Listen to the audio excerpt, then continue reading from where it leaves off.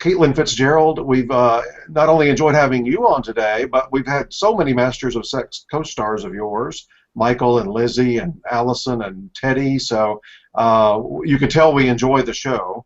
How That, did you come to be on this show for Showtime? the old-fashioned way. I auditioned and met with the producers first, and then met with the director, and then was really nervous, and then got the part. It's a unique show, and I think your part is unique because, of course, a lot of it is set at the university and at the hospital, but then you have this home life for Dr. Masters. Talk about that relationship between the two of them, especially as we see them in this first year that we joined their lives.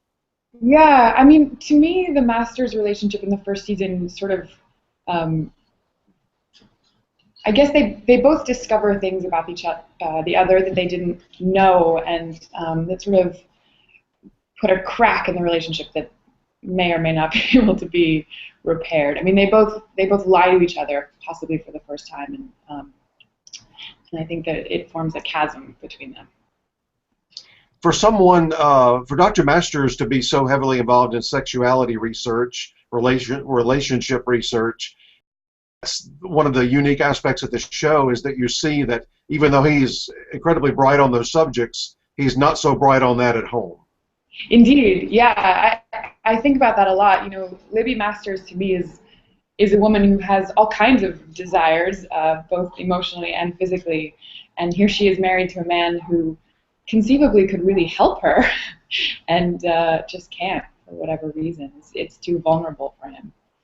Of course, the big lie early in the season is that they're trying to have a baby, and he's convinced her that it's her fault that they can't. But in fact, he knows secretly, and I think you find out later on in the season that it's him that's the problem. What did you think about that particular storyline? Um, I mean, that seems to me to be sort of beginning of the end of the Masters relationship, and I don't think Libby knows that entirely, but it's a pretty big betrayal, I would say. I mean, I think at that point she recognizes that the dream fantasy she'd had about her perfect marriage is really not true, and she's going to have to take matters into her own hands to get what she wants. One of the great episodes for you this season, well, there were several, but one I wanted to focus on first was the episode Catherine. I think Yeah. maybe it might be my favorite of the whole season because there's so much going on there, and that's where you have the miscarriage. Talk hmm about that one a little bit, and just when you first got that script and saw what was coming up. I mean, I just wept when I read it. It was a really hard one to shoot, and I did a lot of research and was sort of on like a lot of chat rooms for women who've lost babies, and I mean, it's the biggest nightmare there is, you know, to lose a child, and um, I felt honored and terrified to have to tell that story. Another one that I really liked was where you go to Florida. Yeah. We see a whole other side of your character in that episode, hmm and of course, Dr. Masters, thinks he's going on vacation and he just can't stay away from the hospital. What did you think about that particular one? I loved shooting that episode. It was the first time I think I've acted being drunk, and it was exciting to sort of, as you say, explore that other side of Libby, and it was great to work with those guys, those actors. What is it like for you? You have most of your scenes with Michael Sheen. What is he like being an actor across from you? Oh, it's horrible. It's just a month.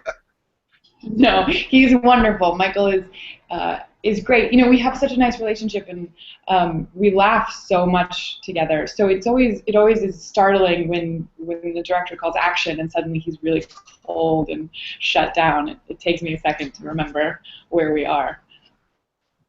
Yeah, just when we interviewed him, and I've seen him in other interviews, especially like with somebody like Craig Ferguson, and he's so bubbly and bright and intelligent and all those kind of things. And then here, I mean, it really is truly a great acting job because he's just a stone faced in a lot of scenes. I mean, he's just so has no it looks like he has no energy even in his body. hmm Yeah, it's tough. It's it's like trying to get blood from a stone so frequently, and um, thankfully, he's such a lovely guy, as you say, when the camera's not rolling. So, because if he was actually like Dr. Masters, it would be torture to shoot the show. If he was like Dr. Masters, I don't think he would have ever become an actor. That's probably true. That is a good one. Another actress that you worked with on this show plays your mom, is one of my favorite character actresses, and that's Ann Dowd. What was she like to work with? Anne is just the loveliest, warmest, most wonderful. Actually, in the episode, Catherine, the miscarriage episode, she just having her there, and I remember there was one moment where she sort of like touched my face or something, and it felt so maternal, and I just wept and wept. I mean, she is just the greatest. Her character does not take Dr. Master. She's one of the few that will actually speak back to him. It's true. Mothers do that, I suspect. Now, we talked to Teddy about this yesterday. His character and some characters are composites of real people, but they're not actually specifically one person. But of course, yours was a real person, Libby Masters and Dr. Masters, Virginia Johnson. Did any of the family have input to you or the producers on what they were like, what they would like to see, not see, that kind of thing? I'm not sure how involved the family's been. I don't think very involved at all. I certainly haven't spoken to anyone. And I think we've taken a lot of liberties with Libby, actually, because the book that the show's based on, Masters of Sex, doesn't have such a huge amount of information about Libby, so we felt like we had a little more latitude there. I would imagine, I mean, if they wanted to, if they even wanted to be involved, they would certainly want to provide just even background information, just you know, how they walked, how they talked, what they were like, those kinds of things. Yeah, I'm torn because I would love, you do feel a weight playing someone, a real person, and you want to get it right. But at the same time, we are fictionalizing this story, so and I feel a certain ownership now of this woman in a weird way. So it would be interesting to hear what they have to say. And working in the 1950s, that has to be, I think if I was an actor, that would be one of my most, the things I would look forward to the most is doing something, period, something with the clothes and just all the surroundings and stuff. What's it been like for you visiting the 50s? I love it. Nothing gives me greater pleasure than the days that we shoot big party scenes and there's all these background actors in 50s clothes, and it really feels like you've stepped through time. It's frustrating, I will say, to play a woman in the 50s with all of the restrictions that come along with that. There are days when I play Libby and I just wish that she could scream a lot, but she can't. So I would imagine it's strange on a behind-the-scenes look when you've got all a whole cast of people in their 50s all on their cell phones behind the scenes. It's true. It's totally true. Eating like Fritos and drinking Cokes and stuff. Yeah. Yeah, it is. It's weird. It's great though, and we have such an amazing team who do the costumes and the set design and who provide all the beautiful vintage cars. So we got really lucky that way. Another thing I wanted to ask you about, your career has been similar to Teddy's, and we talked about this yesterday on his chat, in that a lot of TV guest roles, you're looking for that series that's going to be a hit. Talk about just that career path where you're going up for a lot of jobs, you're doing a lot of day jobs, week jobs, and then suddenly you get to be on a hit series. Yeah, I mean, there's no way of knowing as you go along what will possibly happen, and you just have to sort of cross your fingers and hope that it will all come to pass. And I feel just enormously blessed to be on the show, and at the same time, when I first read the script, I just had this feeling like this is my part. There's some parts that you just know in some deep way that they're meant to be, and this feels like one of them. What, as people got to see this first season last fall, as your friends saw it, your family saw it, and what kind of comments did you get back? What kind of feedback? The most exciting thing about it actually was that people wanted to have a real conversation about the show, and it seemed they didn't just want to talk about the sex or the costumes. It was really it became sort of political in a way, and that was really exciting to me. The Emmy Awards are coming up this summer in terms of voting, and we're an awards website, so we love to talk about those kinds of things. You'll be on the drama supporting actress ballot. If you get nominated, well, I know it's embarrassing, but we have to talk about these things. What if you get nominated in July? You're going to have to pick one episode from this season that you feel like was the best episode for Libby, the best showcase for you. Would it be one of the ones we talked about, the Florida one, or Catherine, or maybe something else?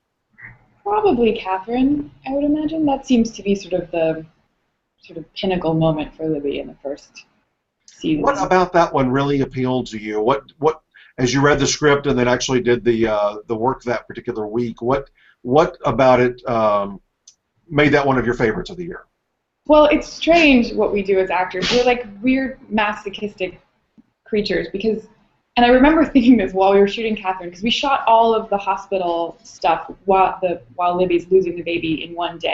So it was about 12 hours of me crying in a bed. And I remember thinking at one point, like, this is an insane thing to do for a living, like lying here weeping. And, it's weird that when I got that script, I was like, oh, this is such rich, amazing material to get to play, and yet it means I'm going to have to feel all these horrible, dark things. So I can't quite figure out why we do what we do as actors, but that's it was an amazing thing to play, and also incredibly hard and challenging.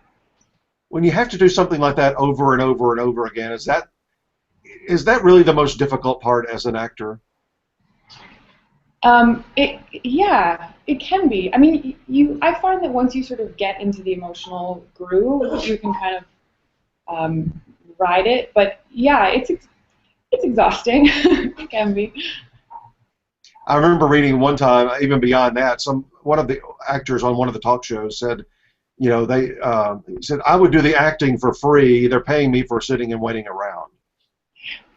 That's true. Yeah, it feels like as an actor that the work actually is just the slog of trying to get the job and auditioning. And once you get the job, it's like vacation. It's just the pleasure part. Give us a glimpse into season 2. First season aired in the fall. Season 2 is going to start here in July, so it's not far off at all. And Teddy was telling us you're basically at the halfway mark in terms of shooting. Without giving anything away that might make your producers mad, just give us a glimpse into what's coming up. Well, we left off season 1. Libby's just had her baby, which has sort of been the thing that she wanted more than anything in the first season, and I think she was really convinced that it was going to bring her all this joy and finally a feeling of family. And season 2, we kind of discovered that that's not entirely going to be the case. In real life, how many children did they have together? 2, a boy and a girl. And I don't remember, what was the baby, a boy or a girl that was born at the end of last season? A boy. Okay, good. Hey, one more question. Looking over your career, the one that jumped out at me the most was it's complicated.